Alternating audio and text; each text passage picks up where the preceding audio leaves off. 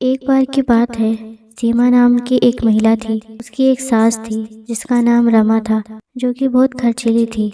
सीमा जहाँ बचत पर जोर देती थी, वहीं उसकी सास कोई बचत नहीं करती थी और बेफिजूल खर्च करती थी।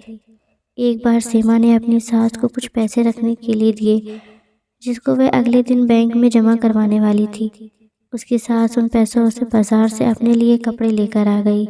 अगले दिन जब सीमा ने अपनी सास से पैसे मांगे तो सास ने बताया वह तो उसने खर्च कर दिए हैं। उसने सीमा को कहा, बचत करने की कोई ज़रूरत नहीं है, ज़िंदगी को अच्छे से जीना चाहिए।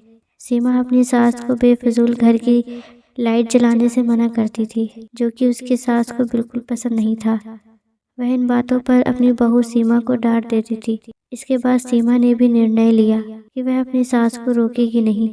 सीमा ने इसके बाद अपनी सास के कमरे का बल्ब लाकर बदल दिया। सास के पूछने पर सीमा ने कहा कि अब वह जितना चाहे उतनी लाइट जला सकती है। एक दिन सीमा की सास को पकौड़े खाने की इच्छा हुई।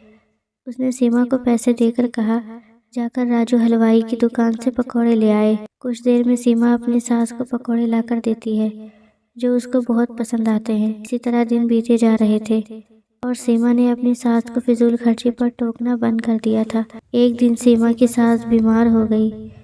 उसको जब हॉस्पिटल में भर्ती कराया तो डॉक्टर ने एक बड़ी बीमारी बताकर शहर के हॉस्पिटल में रेफर करने को कहा। जब सीमा के पति ने डॉक्टर से इसका खर्च पूछा तो डॉक्टर ने 2 लाख बताया।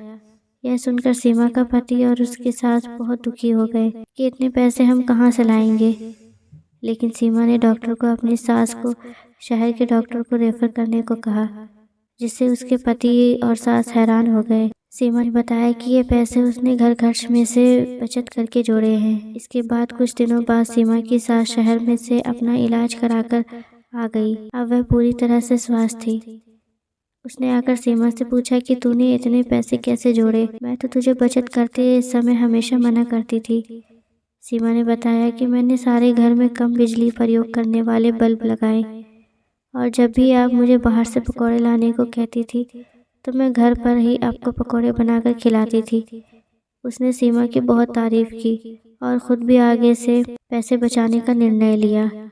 दोस्तों, इस कहानी से हमें यह सीख मिलती है कि हमें फिजूल खर्ची से बचकर पैसे का सही इस्तेमाल करना चाहिए। स्टोरी अच्छी लगी हो तो like, share and channel subscribe ज़रूर करें।